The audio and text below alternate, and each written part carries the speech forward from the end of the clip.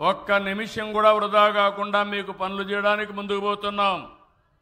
పింఛన్ల పెంపు నెలకు 2,720 కోట్లు, మొత్తం ఇప్పటికైన ఖర్చు 34,000 కోట్లు. డిఎస్సి పెడతా ఉన్నాం మా యువత కోసం, నోటిఫికేషన్ ఇచ్చాం. మెగా డిఎస్సి పెడుతున్నాం. 16,347 పోస్టులతో తొందరలోనే మీ అందరికి ఉద్యోగాలు వస్తాయి. మొదటి సంతకం చేసిన సంతకాన్ని అమలు చేయడానికి ముందుకు పోతున్నాం. మా ఆడబిడ్డలు, డాక్రా సంఘాలు, మీరు ఒకసారి గుర్తుపెట్టుకోవాలి, మీ అన్నగా నేనే సంఘాలను పెట్టా.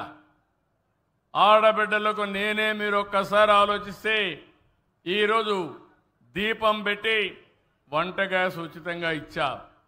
ఇప్పుడు వంట గ్యాస్ కూడా కొనుక్కోలేమంటే మళ్ళీ ప్రతి ఒక్క ఇంటికి, ప్రతి ఆడబిడ్డకి 3 సిలిండర్లు ఉచితంగా మీకు ఏర్పాటు చేస్తున్నాను. ఒక్కొక్కసారి నేను ఉచితంగా ఇస్తున్నానంటే గ్యాస్ కంపెనీలు కూడా సరిగా చేయకుండా మీ దగ్గర డబ్బులు తీసుకునే పరిస్థితి వస్తున్నారు. నేను ఇచ్చేది డబ్బులు మీకు కానీ గ్యాస్ కంపెనీలకు కాదు. అందుకే ఇప్పటి నుంచి 4 నెలలకు ఒకసారి మా ఆడబిడ్డల అకౌంట్లో ఆ డబ్బులు మీ అకౌంట్లో వేస్తానని మరొకసారి మా ఆడబిడ్డలందరికీ హామీ ఇస్తున్నా. మా ఆడబిడ్డల ఖర్చులు తగ్గించాలని ఆలోచిస్తున్నాను. దీనికి కూడా శ్రీకారం చుడతాను. ఇంకో పక్క రోడ్లన్నీ గుంతలు పడిపోయినాయి, గోతులు పెట్టి వెళ్ళారు. గుంతలన్నీ పూడ్చాం. దీనికి 1,200 కోట్లు ఖర్చు అయింది. 20,000 కిలోమీటర్లు బాగు చేశాం. మళ్ళీ హామీ ఇస్తున్నాం, భవిష్యత్తులో కూడా ఈ రోడ్లు సక్రమంగా మెయింటైన్ చేసే బాధ్యత ఈ ప్రభుత్వం తీసుకుంటామని చెప్పి కూడా నేను మీకు తెలియజేస్తున్నాను. మత్స్యకారులు చాలా ఇబ్బందుల్లో ఉన్నారు. 217 జీవో తెచ్చారు వాళ్ళ పొట్టగొట్టడానికి. ఈరోజు ఆ జీవోను రద్దు చేశాం. మత్స్యకారుల సేవలో వేట సమయంలో వాళ్లకు ఆర్థిక సహాయం చేయాలనే ఉద్దేశంతో ఒక్కొక్క కుటుంబానికి 20,000 రూపాయలు చొప్పున 259 కోట్ల రూపాయలు రిలీజ్ చేశాం. ప్రతి ఒక్కరికి, పేదవాళ్ళకి కడుపు నిండా తిండి పెట్టడానికి ఆ రోజు అన్నా క్యాంటీన్లు తెచ్చాం. ఈరోజు మీరు గుర్తుపెట్టుకోవాలి, మన నాయకుడు ఎన్టీ రామారావు గారు మొట్టమొదటిసారిగా టీటీడీలో అన్నదాన కార్యక్రమాన్ని ప్రారంభించారు. ఈరోజు ఆ కార్యక్రమం చాలా బ్రహ్మాండంగా జరుగుతూ ఉంది. దాన్ని స్ఫూర్తిగా తీసుకుని నేను అన్నా క్యాంటీన్ పెడితే దాన్ని కూడా మూసేసే పరిస్థితికి వచ్చారు. ఈరోజు 203 అన్నా క్యాంటీన్లు పెట్టాం. అవసరమైతే ప్రతి ఒక్క నియోజకవర్గంలో ఒక అన్నా క్యాంటీన్ ఉంటుందని మరొక్కసారి మీ అందరికీ హామీ ఇస్తున్నా. ఇక్కడే కాదు, 21 దేవాలయాలు ఉన్నాయి. ఆ దేవాలయాలకు మీరు దర్శనానికి పోతే అన్న ప్రసాదం కింద అన్నదానం చేసే కార్యక్రమానికి కూడా శ్రీకారం చుడతాం. నేను ఒకటి ఆలోచిస్తున్నాను, ఎవరైనా పేదవాళ్ళకి ఇబ్బంది లేకుండా 3 పూట్ల కడుపు నిండా తిండి తినే కార్యక్రమానికి శ్రీకారం చుట్టాలని ఈ కార్యక్రమం చేశాను. ఒకప్పుడు చెత్త పన్ను ఉండేది, చెత్త మాత్రం తీయలేదు. చెత్త పన్ను రద్దు చేశా. 83 లక్షల మెట్రిక్ టన్నులు అక్టోబర్ కంతా తీసేసే బాధ్యత ఈ ప్రభుత్వం తీసుకుంటామని మీ అందరికీ హామీ ఇస్తున్నా. ధాన్యం రైతులకు ఇబ్బందులు వచ్చాయి. 1,674 కోట్ల రూపాయలు రిలీజ్ చేయాలి. నేను వస్తానని రిలీజ్ చేశాను. ఈ మధ్య కాలంలో 48 గంటల్లో డబ్బులు కూడా ఇచ్చాం. ఇప్పుడు ఎక్కువ ప్రొక్యూర్ చేయాల్సి వచ్చింది, అవి కూడా చేశాం. వారికి కూడా తొందరలో వాళ్ళ అకౌంట్లో డబ్బులు వేస్తానని మీ అందరికీ హామీ ఇస్తున్నా. ఇది కాకుండా ఇంకొక పక్కన మీరు చూస్తే పంచాయతీలకి 990 కోట్ల రూపాయలు బకాయిలు పెట్టి వెళ్ళిపోయారు. దానివల్ల ఫైనాన్స్ కమిషన్ కూడా డబ్బులు ఇవ్వలేదు. ఆ డబ్బులు ఇచ్చి మళ్ళా ఫైనాన్స్ కమిషన్ డబ్బులు తీసుకొచ్చాం. మిత్రుడు పవన్ కళ్యాణ్ గారు డిప్యూటీ సీఎంగా ఉండి ఒకే రోజు అన్ని పంచాయతీల్లో పనులు ప్రారంభించారు. నేను ఈ జిల్లాకు వచ్చి ఇనాగరేట్ చేశాను. 4,500 కోట్ల రూపాయలు మళ్ళీ పల్లె వెలుగు కింద 30,000 పనులకు శ్రీకారం చుట్టాం. అవన్నీ పూర్తయినాయి. ఇప్పుడు మళ్ళీ ప్రారంభిస్తున్నాం. ఈ విధంగా మీరు ఒకసారి చూస్తే మళ్ళీ నరేగా పనులన్నీ చేసి గ్రామాల్లో వెలుగులు తీసుకురావడానికి ముందుకు పోతున్నాం. కేంద్రం డబ్బులు ఇస్తుంది. 94 పథకాలు ఉన్నాయి. అన్నీ కూడా వాళ్ళు ఇచ్చిన డబ్బులు డైవర్ట్ చేసి రాష్ట్రాన్ని బ్లాక్ లిస్టులో పెట్టే పరిస్థితికి వచ్చారు. మన దగ్గరుండే డబ్బులు, కేంద్రం ఇచ్చే డబ్బులు మనం ఉపయోగించుకొని ముందుకు పోవాలి. అవన్నీ కూడా మళ్ళా వీళ్ళు డైవర్ట్ చేసిన డబ్బులు, దుర్వినియోగం చేసిన డబ్బులు కట్టి 77 పథకాల్ని పునరుద్ధరించాం. ఇంకో పక్కన మీరు ఒకసారి చూస్తే వెనుకబడిన వర్గాల కోసం పనిచేసే పార్టీ తెలుగుదేశం పార్టీ మొన్న బడ్జెట్లో 47,456 కోట్ల రూపాయలు వెనుకబడిన వర్గాలకు పెట్టబోతున్నామని చెప్పి కూడా నేను మీకు హామీ ఇస్తున్నా. నాయి బ్రాహ్మణులకి 25,000కు పెంచాం. చేనేతలకి జిఎస్టీ వేసాం. పవర్ లూమ్స్కి, హ్యాండ్లూమ్స్కి 200 యూనిట్లు ఉచితంగా కరెంట్ ఇస్తున్నాం. కడాన గీత కార్మికులకి మొట్టమొదటిసారిగా చరిత్రలో 10% మద్యం షాపుల్లో రిజర్వేషన్లు పెట్టిన ఏకైక పార్టీ. అది కూడా వాళ్ళు కట్టే డబ్బులు 50% తగ్గించి వాళ్ళకి ఇచ్చానంటే బీసీల అభ్యుదయం కోసం వాళ్ళు బాగుపడాలని చెప్పి ఇచ్చామని చెప్పి కూడా నేను మీకు తెలియజేస్తున్నాను. ఇది కాకుండా స్వర్ణకారుల కోసం కార్పొరేషన్ పెట్టాం.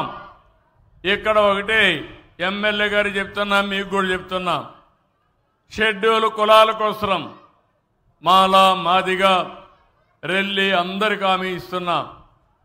అదే మరి గిరిజనులకు హామీ ఇస్తున్నా. మీ ఇంటి పైన సోలార్ పెట్టుకోండి, రూఫ్ టాప్ ఉంటే పెట్టుకోండి. మీరు ఒక్క పైసా ఇవ్వక్కర్లేదు, మేమే ఖర్చు పెడతాం. ఉచితంగా మీకు కరెంట్ ఇచ్చే బాధ్యత నేను తీసుకుంటానని హామీ ఇస్తున్నా. మీరు వాడుకొని మిగిలిన కరెంటు వస్తే చెప్పండి, ఆ కరెంటు కూడా డబ్బులు ఇప్పిస్తా. అంటే ఒక్కొక్క యూనిట్కి ₹2.8 చొప్పున తిరిగి మీ అకౌంట్లో డబ్బులు వేసే బాధ్యత నాది. ఒకప్పుడు ఎండ లేనప్పుడు కరెంటు రాదు, రానప్పుడు గవర్నమెంట్ ఇస్తాం. మీరు బాగా ఎండున్నప్పుడు కరెంటు వస్తుంది, దాన్ని మళ్ళా డిపార్ట్మెంట్కి ఇస్తే స్వాపింగ్ కూడా చేస్తామని చెప్పి నేను మీకు తెలియజేస్తున్నా. బీసీలందరికీ హామీ ఇస్తున్నాం. మీరు కానీ సోలార్ మీ ఇండ్ల పైన పెట్టుకుంటే 3 కిలోవాట్ల వరకు 98,000 రూపాయలు సబ్సిడీ ఇచ్చే బాధ్యత నాదని మీ అందరికీ హామీ ఇస్తున్నాను. అగ్రవర్ణాలకు హామీ ఇస్తున్నాం. మీరు కూడా సోలార్ పెట్టుకోండి. 78,000 రూపాయలు 3 కిలోవాట్లకి సబ్సిడీ ఇస్తాం. దీనివల్ల దర్జాగా రేపు రాబోయే రోజుల్లో కరెంటు ఛార్జీలు కట్టే పరిస్థితి రాదు. ఇంకా ఎక్కువ కరెంటు ఉత్పత్తి చేసుకుంటే ఎలక్ట్రికల్ వెహికల్స్ కూడా తయారు చేసుకోండి. మీ స్కూటర్లకి ఎలక్ట్రికల్ వెహికల్స్ కానీ చేసుకుంటే మీరు ఇంకా ఎక్కడ తిరిగినా ₹1 ఖర్చు లేదు, పెట్రోల్ లేదు, డీజిల్ లేదు. కార్లకి, ట్రాక్టర్లకి అన్నిటికీ చేసుకునే అవకాశం ఉంటుంది. దీనికి కూడా ఆలోచించమని మిమ్మల్ని కోరుతున్నా. ఒక్కొక్క నియోజకవర్గానికి 10,000 ఇండ్ల పైన సోలార్ పెట్టాలని చాలా స్పష్టంగా చెప్పాను. ఇక్కడే కలెక్టర్ గారు ఉన్నారు, ఇక్కడే ఎమ్మెల్యే గారు ఉన్నారు. ఈ నియోజకవర్గంలో 10,000 ఇండ్ల పైన సోలార్ పెట్టకపోతే ఎమ్మెల్యే పవర్ కట్ అవుతుంది. క్లియర్గా చెప్తున్నా. నేను కలెక్టర్ కూడా ఒకవేళ మీరు చేయకపోతే జోల్ట్ ఇవ్వాల్సి వస్తుంది. కాబట్టి ఏం చేస్తారో నాకు తెలియదు. ఒక కార్యక్రమం ఇచ్చిన తర్వాత ప్రజాహితం కోసం చేసినప్పుడు దాన్ని ముందుకు తీసుకుపోయే బాధ్యత మీదని చెప్పి నేను మీకు తెలియజేస్తున్నా. ఇది కాకుండా పేద విద్యార్థులకు 3,000 రూపాయలు వృత్తి ఇస్తున్నాం. అర్చకులకు 15,000 రూపాయలు, ఇమాములకు 10,000, మౌజములకు 5,000, పాస్టర్లకు 5,000 రూపాయలు చొప్పున గౌరవ వేతనాలు ఇస్తున్నాం. ఆర్య వయస్సుల కోసం వాళ్ళ ఎలువెలిపోయినటువంటి కన్యకా పరమేశ్వర అమ్మవారి ఆత్మార్పణ దినోత్సవాన్ని కూడా ఏర్పాటు చేశాం. అమరావతిలో పొట్టి శ్రీరాములు మెమోరియల్ కోసం 5 ఎకరాలు పెట్టి తొందరలోనే అతి పెద్ద విగ్రహం పొట్టి శ్రీరాముల విగ్రహం పెట్టే బాధ్యత తీసుకుంటాం. టీచర్లకు మేలు జరిగే విధంగా 117 జీవో రద్దు చేశాం. పోలీసులకు 213 కోట్లు సరెండర్ లీవుల కోసం డబ్బులు ఇచ్చాం. ఉద్యోగులు డబ్బులు వాడేసుకున్నారు, ప్రావిడెంట్ ఫండ్ వాడేశారు. 7,500 కోట్లు తిరిగి వారికి కూడా పే చేశాం. అంగన్వాడీ ఆశాలకు 1,50,000 మేర లబ్ధి చేకూరేలా గ్రాట్యుటీ ఇచ్చాం. మహిళల రక్షణ కోసం శక్తి టీమ్స్ ఏర్పాటు చేశాం.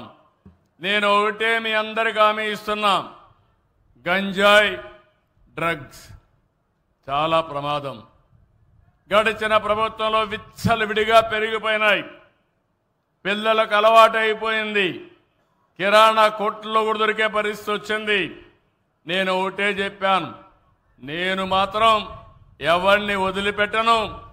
గంజాయి అమ్మినా, డ్రగ్స్ అమ్మినా, అవి తీసుకున్నా తాట తీస్తానని మరొకసారి మీ అందరికీ హామీ ఇస్తున్నా. మన పిల్లల భవిష్యత్తు చాలా ముఖ్యం. ఇది ప్రమాదకరమైంది. ఒకసారి అలవాటైతే ఆ అలవాటు నుంచి బయట రాలేరు. ఏజెన్సీ ఏరియాలో గంజాయి పెంపకం మామూలు అయిపోయే పరిస్థితికి వచ్చారు. ఈరోజు నేను వస్తానే ఒకటి చేశాను. సెటిలైట్ ద్వారా ఎప్పటికప్పుడు ఇన్ఫర్మేషన్ తెప్పించాను, డ్రోన్ పంపించాను. ఎక్కడికక్కడ చూసి మొత్తం ప్రక్షాళన చేస్తున్నాను. ఈగలనే పేరు పెట్టి, అంటే డేగ కన్ను పెట్టి మొత్తం ఎతుకుతున్నా ఎవడు దొరికినా మాత్రం తాట తీయడం తప్ప వదిలిపెట్టే సమస్య లేదని మరొక్కసారి మీ అందరికీ హామీ ఇస్తున్నా. ఇంకో పక్క యువత కోసం పెద్ద ఎత్తున పెట్టుబడులు వస్తున్నాయి. 20 లక్షల ఉద్యోగాలు ఇస్తాన్నా. మా తమ్ముళ్ళు నాకు ఒక బలం. ఎన్నికల్లో వాళ్లే నాకు పూర్తిగా బ్రహ్మాండంగా సహకరించారు, ఉద్యమ స్ఫూర్తితో పనిచేశారు. అలాంటి తమ్ముళ్లకు ఉపాధి కల్పించే బాధ్యత నాది. అందుకే పెట్టుబడులు వస్తున్నాయి. నిన్న ఢిల్లీలో అడిగారు, మీ రాష్ట్రంలో ఏ విధంగా పెట్టుబడులు పెట్టాలి? చాలా రాష్ట్రాలు పోటీ పడుతున్నాయంటే అందరూ పోటీ పడుతున్నారు. మా రాష్ట్రమే వేరు. దానికి కారణం ఇక్కడ సిబిఎన్ ఉన్నాడు. వేరే రాష్ట్రాల కంటే భిన్నంగా ఆలోచిస్తామని చాలా స్పష్టంగా చెప్పాను. ఈరోజు నేను కానీ, పవన్ కళ్యాణ్ గారు కానీ, నరేంద్ర మోడీ గారు కానీ, మేము ముగ్గురం కూడా ఆలోచించే విధానం ఆంధ్రప్రదేశ్ రాష్ట్రం నెంబర్ 1గా ఉండాలని. అదే మాదిరిగా ఈరోజు మీరు చూస్తే నవజాత శిశువుల కోసం, చిన్న పిల్లల కోసం